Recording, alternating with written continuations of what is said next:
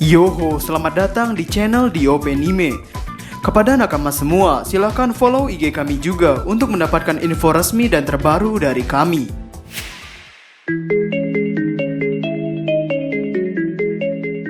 Yoho! Kebanyakan dari nakama semua pasti sudah membaca bagaimana keseruan chapter terbaru. Dan akhirnya, kita mendapatkan chapter yang benar-benar menyinggung mengenai abad kekosongan, kerajaan kuno, di Raftel, One Piece, dan Joy Boy.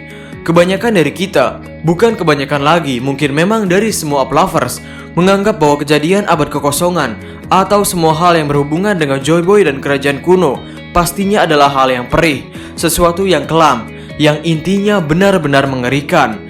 Dan bukan Oda namanya jika tidak memberikan plot twist yang benar-benar bikin tercengang. Ketika bajak laut Roger sampai di pulau itu, mereka melihat harta tersebut dan yang dilakukan oleh semua kru adalah tertawa. Wow, itu merupakan hal yang sungguh di luar dugaan. Benar-benar di luar dugaan.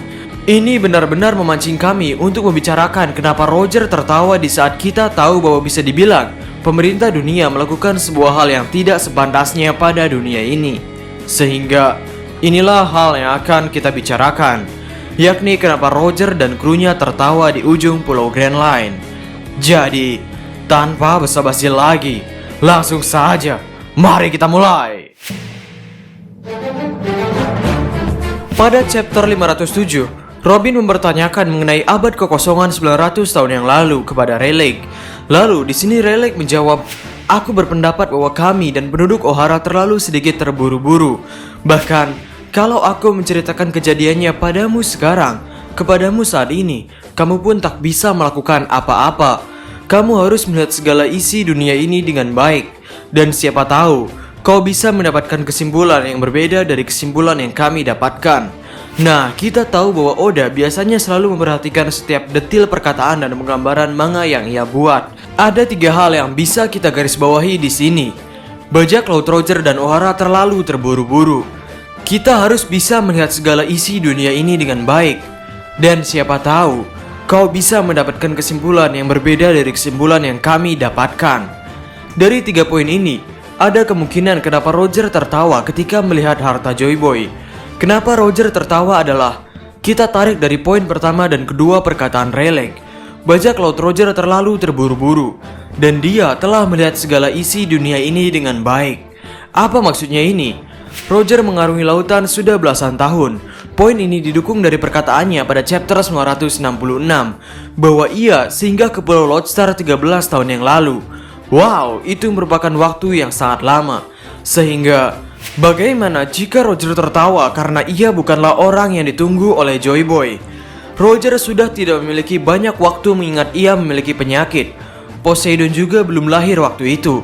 Sehingga, dalam pandangan kami, Roger sadar bahwa dia bukanlah orang yang dapat menjungkir balikan dunia ini. Roger tertawa karena ia sadar betapa tingginya tujuan kerajaan kuno pada waktu itu, yang mana senjata dan hal-hal yang mendukung Roger waktu itu sangatlah minim. Bukankah di sini Oden menuliskan bahwa, apa kalian ingin tahu apa yang dilakukan oleh Goldie Roger sang raja bajak laut saat harta karun yang ia cari-cari di hadapan matanya? Tertawa. Ya, Roger tertawa. Di sini tidak dijelaskan bahwa Roger mengambil atau apapun itu. Hal yang ditekankan di sini adalah kebahagiaan. Roger tertawa. Ada 2 hal yang kami ambil dari tertawanya Roger.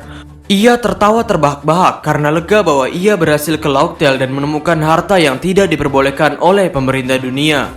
Atau Roger tertawa karena sadar bahwa harta yang ada di hadapan matanya bukanlah untuk dirinya, melainkan untuk orang yang lahir dengan sirkulasi 100 tahun.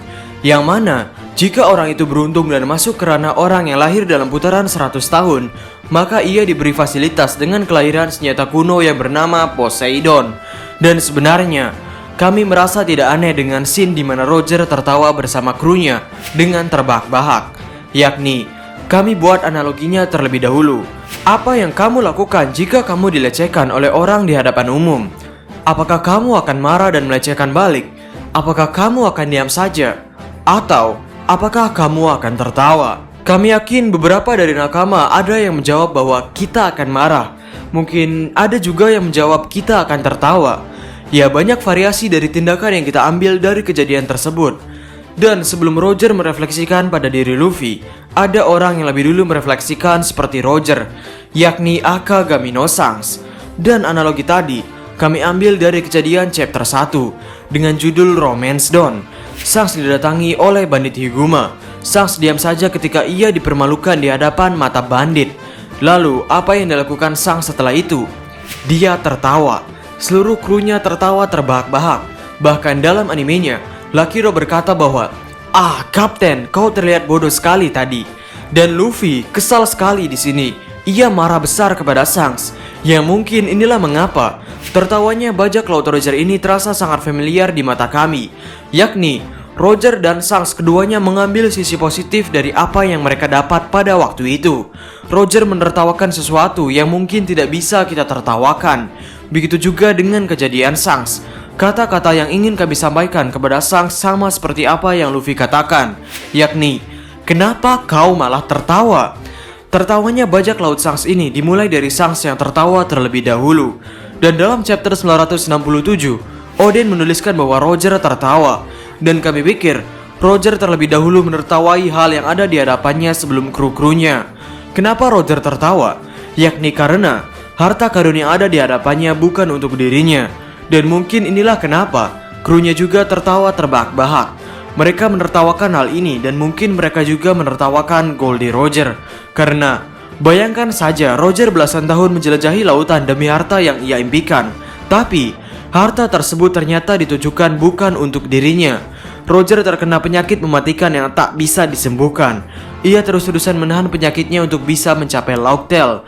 Dan ketika sampai di sana, ternyata hal itu bukan untuk dirinya.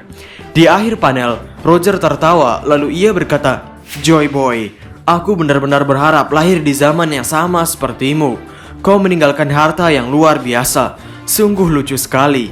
Nah, dari perkataan Roger yang mengatakan sungguh lucu sekali ini, mungkin di sini mengartikan bahwa Joy Boy memang meninggalkan harta karun yang serius luar biasanya. Namun, karena ini bukan ditujukan untuk Roger, meski harta itu ada di hadapan matanya, Roger tetap tidak bisa memilikinya. Roger tertawa karena dia bukanlah orang yang memiliki tanggungan untuk membawa beban kerajaan kuno dan tujuan dari kerajaan kuno.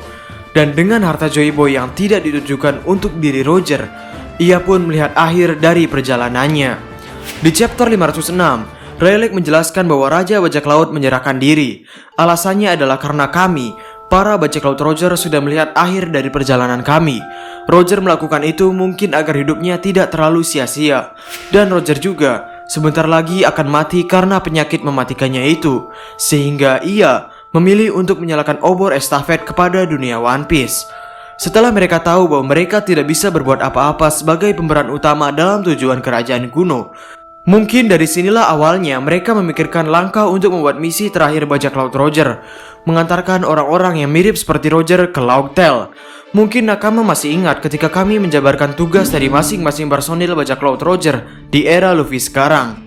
Sehingga kesimpulannya, dalam pandangan kami, Roger tertawa bukan karena menyepelekan masa-masa kelam sejarah dunia ini.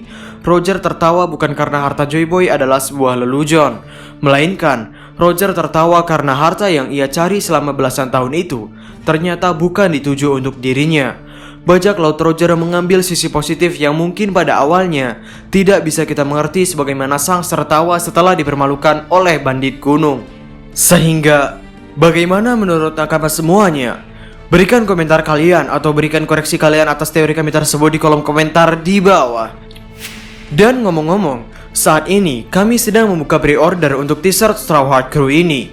Bagi nakama yang berminat, langsung hubungi kontak WhatsApp yang tertera. Dan mengenai cash One Piece, untuk hari ini terdapat potongan harga sebesar 50.000 dan promo gratis ongkir untuk seluruh Indonesia dari Sabang sampai Merauke. Sehingga, bagi nakama yang berminat, nomor WhatsApp atau alamat websitenya akan kami taruh di kolom deskripsi di bawah. Masih banyak desain eksklusif yang dapat nakama lihat pada katalog WhatsApp kami. Ingat, untuk pemesanan t-shirt dan cash ini di nomor yang berbeda, sehingga pastikan chatnya di nomor yang tepat.